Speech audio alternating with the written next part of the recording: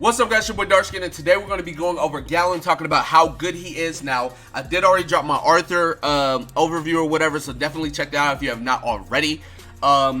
Surprise, I pulled Galand. If you didn't know that, hey, you're spoiled. My summoning video has been out for like a day now, so hey, oh well. But anyways, Galand is a blue type, and that's very good because Gother is a red type. Now, I will talk about why that is so good soon. So anyways, let's go ahead and talk about Galand's first ability. Galand's first ability deals 450% damage. Well, it goes 180, 270, 450% damage to one enemy. And it's plus 30% added per buff on Galand. So the more buffs he has, the more 30% buffs he'll get to his attack. So, let's say, I don't know, Helbram buffs him. Green Helbram buffs him. He gets 30% additional on the ult. I mean, his attack. So it'd be 480. Let's say Gother buffs him with the level 3 rank up. Then it's going to be 510. Then let's say, I don't know, somehow you got 4 units on the field, right? Or, you know, someone buffed them and died.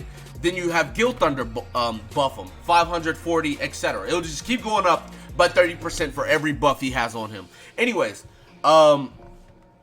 moving on to his second skill. Does 68, 102, or 170% damage to all enemies.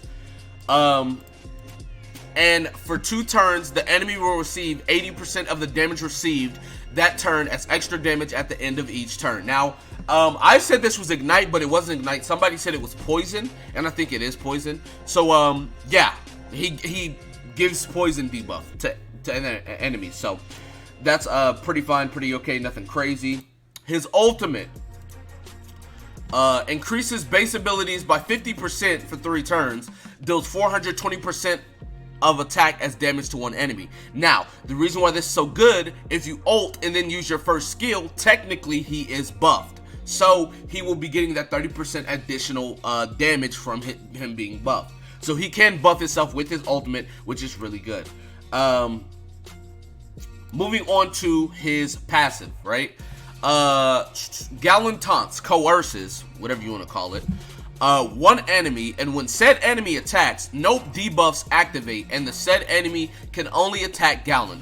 Only one time, doesn't work in raids, activates in battle. So his passive can activate one time at, I don't even know when it activates, at the beginning I assume, but he taunts one enemy, that enemy cannot debuff. So if they attack, they can't debuff anybody, right? So if King attacks him when he's taunted, he cannot be petrified, right? So it's pretty much how that works. But it only happens one time. Wait. Whoa. Actually, Galand taunts, and when said enemy attacks, no debuffs activate in the set. Wait. Okay, never mind. I almost thought that they were taunted for the whole match, but it was only one time. I'm assuming only one turn. It says one time, so.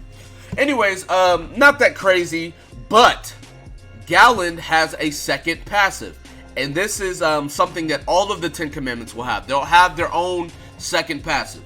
Now, I know in my update video, I said that they'd all have this passive. When I said that, I didn't mean like specifically this passive. I meant like they all have a second passive, right? Anyways, his second passive. Now, this is where Galand gets super broken.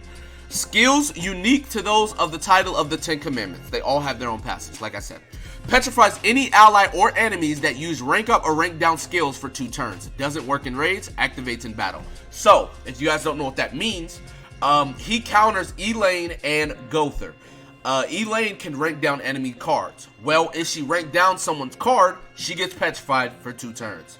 Gother can rank up his allies' cards. If Gother ranks up somebody's card, he will be petrified for 2 turns. It is 100%. You cannot stop it. Now, the thing about this, right? It's funny, right? That, what was I gonna say? It's funny that, Arthur counters King and Helbram because Galand works really well with King and Helbram. And, I said the same thing. It's funny that Galand counters, like Gother because Arthur works really well with Gother. But anyways, the reason why Galand works really well with King and Helbram is because if you guys don't know, Gowther counters the fairy team in a sense, right? Because a lot of times, like let's say you run Helbram King Gowther, right? If Gowther attack seals and King and Helbram have level 1 cards, they can't use their petrifies. Even if Gowther ranks it up, it doesn't rank up till the end of the turn, so they still cannot use the petrify, which is crazy, right? But with Galand on the team, if Gowther ranks up, because Gowther usually ranks himself up to use his attack seal, so if Gowther ranks up, he will petrify, and he doesn't petrify at the end of the turn. He petrifies immediately after he ranks up. So that's going to be really good. That's going to be knocking Gowther out of the equation, allowing King and Helbram to wreak havoc with little to no distractions, right? Now it's a double-edged sword. It depends on how you use them, because you could easily have Galand and Gowther on the same team and you petrify yourself.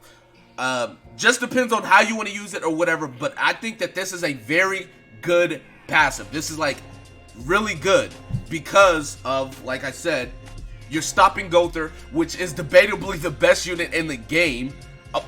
It's a debate, but I'm pretty sure Gowther is considered the best unit in the game because of the versatility that he brings to his team. So, with that being said, Gowther can no longer rank up, Elaine can no longer rank down. And this is for the whole match. If Galand is on the field, it's only on the field though. If Galand is in the 4th slot, it doesn't happen. But if Galand is on the field, if he is alive, if he is in the match, you cannot rank up or rank down or you get petrified. Very good. I love that. I know I said well, in my summoning video, I didn't really care to pull either of them. I know I said if I had to choose, I wanted to pull Arthur, but don't get me wrong. I low-key think Galand might be better than Arthur. I don't know. Because you got to think about, Arthur has restrictions. Arthur has to have a level 2 card before he can do his debuff immunity, right? Number 1. Number 2, let's say Galand and Arthur are on separate teams going against each other. Who is more useful? I feel like Galand stopping Arthur's, I feel like Galand stopping Gowther's rank ups is more useful than Arthur doing debuff immunity. Because, let's be honest, what's it called? What is it? Helbram isn't only petrified. Helbram does damage, right? Not to mention, Helbram and Arthur have type neutral, so like Helbram does damage. He's a good damage dealer, right? Not to mention, it's only debuffs. It doesn't matter if you one-shot the unit. So I feel like Arthur's is more situational, but with Galand, Galand's a situation to Gowther, but everyone runs Gowther. So with Galand, it's guaranteed that Gowther cannot do it. So I don't know, that's just my 2 cents on it. But anyways, that's going to be it for this video. Be sure to give it a like, subscribe to the channel if you're new, comment down below, tell me what you guys think in the comment section below. That being said, I will see you guys next time. Peace.